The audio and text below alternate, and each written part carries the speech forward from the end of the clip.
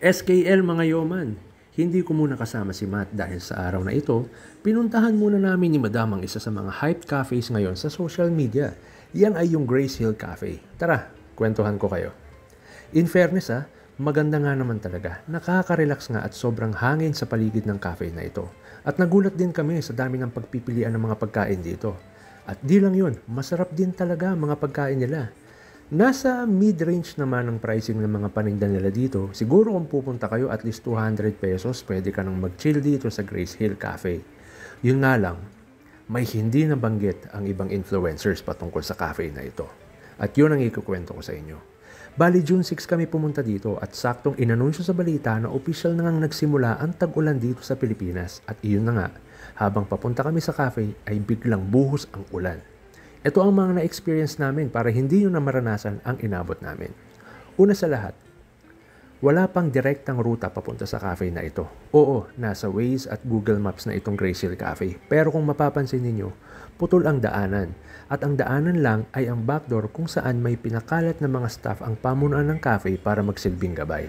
Ang problema, bukod sa sobrang tarik ng daanan ay halos panay bangin ang kaliwat kanan mo. At isang sasakyan lang ang kasya at pwedeng dumaan dito. Pangalawa, dahil biglangang umulan nung pumunta kami, nagkalat ang malalaking bato at mga debris sa gitna ng matarik na daanan. Samahan na din ng clay na putik na nagpahirap sa amin para umahon. Sa sobrang tarik nga nito ay may mga staff na nakakalat sa bawat dulo ng daanan at isang sasakyan lang ang pinapadaan nila dito, paakyat at pababa. Pangatlo, pagdating sa cafe, sasalubong naman sa inyo ang open space na nagsisilbing open parking area para sa mga customers. Partida, kailangan pang maglakad ng kaunti para makarating sa cafe mismo. Yun nga lang, puro putik ang open space na halos magpapahirap sa ibang customers para makaakyat sa cafe. Pang-apat, 2 linggo pa lang daw ang cafe ayon sa caretaker or staff na nakausap ko. At aabutin pa daw ng more or less 1 year para matapos ng tuluyan ang paggawa sa paligid ng cafe. Sa kanya din namin nakumpirma na wala pa talagang direktang daanan papunta dito sa cafe. Backdoor lang daw talaga ang ginawa ng management para magkaroon ng access ang mga customers na katulad natin. So bale, ang take away ko dito ay kung nagpaplano kayo na dayuhin ang Grace Hill Cafe ay pwedeng-pwede naman talaga. Yun nga lang, para lang sa safety nyo, kung maaari, pumunta kayo doon ng maaraw-araw or yung walang bahid ng ulan or pagpabadya ng pag-ulan. Pero kung hindi naman maiwasan at maulan sa araw, biglang maulan sa araw, pagbisita nyo, make sure lang na magsuot kayo ng medyo panlaban na damit, yung mga footwear nyo, yung pwede sa putik, at magbaon kayo ng ekstrang pag-iingat at pasensya talaga. Kung tutusin naman, sobrang ganda sa cafe na ito.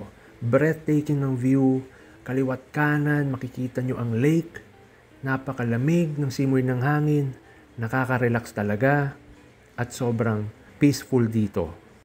Bali, pwede nyo lang lasapin ng view. Meron nga rin ditong mga kambing Pwede kayong makipag-banding sa kambing, pwede rin kayong magpa-picture dun sa iconic na golden wing ng Grace Hill Cafe. Sobrang ganda talaga dito. Hindi naman kayo magsisisi sa pagpunta rito. Kaya, enjoyin nyo lang kapag nandito kayo. Huwag lang yung magkakape kayo tapos aalis kayo agad. Nasapin ninyo ang bawat minuto na nandito kayo sa cafe na ito. Nakaka-relax, nakakatanggal ng stress, at sobrang payapa dito. So ayun lang mga yoman. Maraming salamat sa pagkinig sa kwento ko. Sa susunod ulit na pagbisita, at magsishare pa ako ng mga ibang detalye sa inyo. Kung nagustuhan nyo to, follow nyo lang ako, share nyo lang din to, at maraming salamat. See you again. Bye!